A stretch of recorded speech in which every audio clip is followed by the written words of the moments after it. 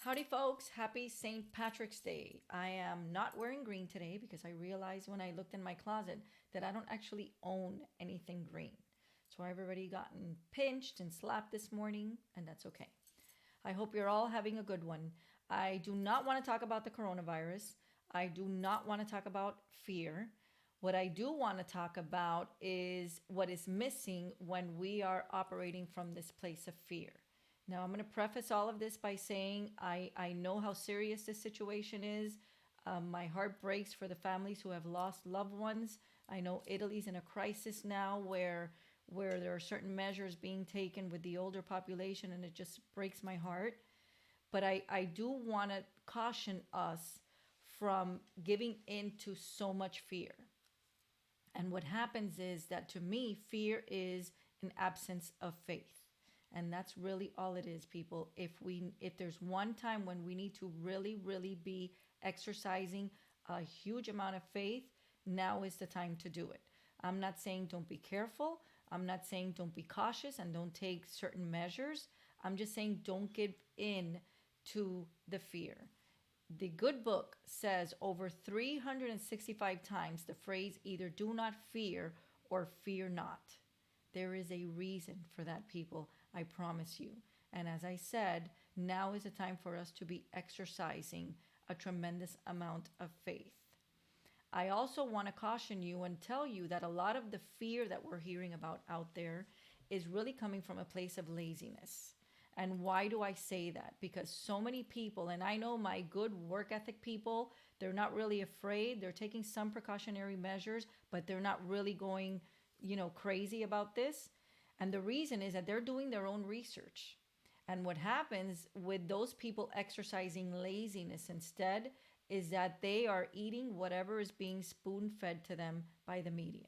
As you all know, things change back and forth almost every hour, and we just don't know what to expect. We Floridians are fortunate and blessed that we have a certain degree of resistance when it comes to emergency management because we're so used to the hurricanes. But you know what? The hurricanes come. We know when it's going to get here, more or less within a certain time frame, and we know it's going to pass. With this, I understand that we just don't know. There's a lot of uncertainty. There's a lot of economic implications that we're going to be facing. But I want you to please understand that this too shall pass, as does everything else.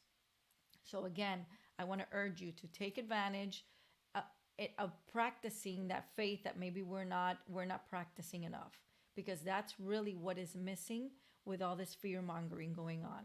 The media sells and they make their money by instilling fear into the hearts of everyone who will listen. And I guarantee you there's a giant pot of money at the end of this rainbow for some big pharmaceutical company who's going to come up with a vaccine that is not going to be vetted, it's not going to be trialed, and it's not going to be tested, and nobody's going to care. Everybody's going to run out and get whatever they're going to sell them because there's so much fear around this. I want you to please be cautious. I want you to please exercise faith.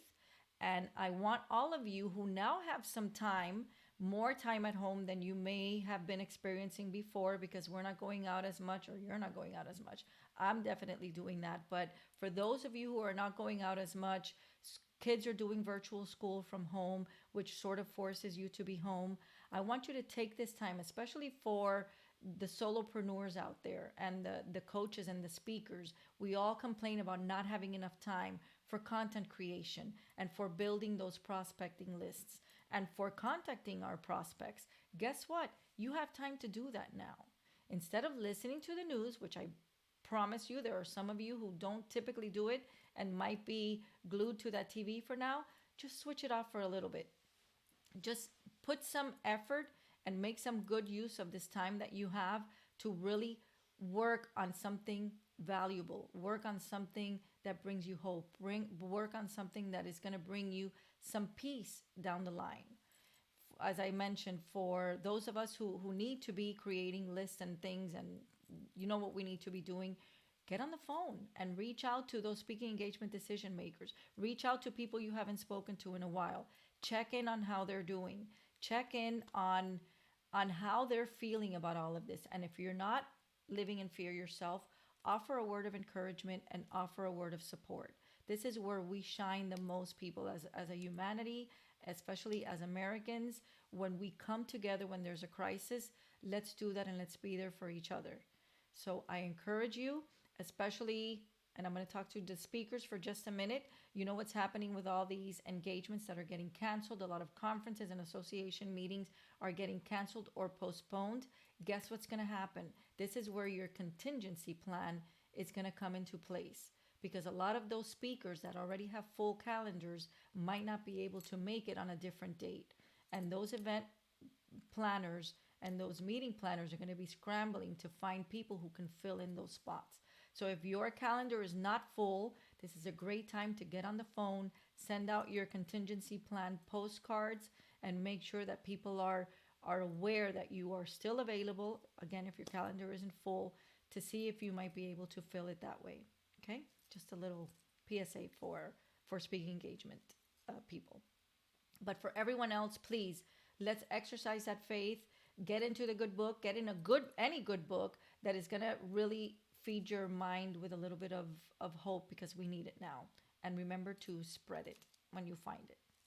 Have fun, guys, and stay safe.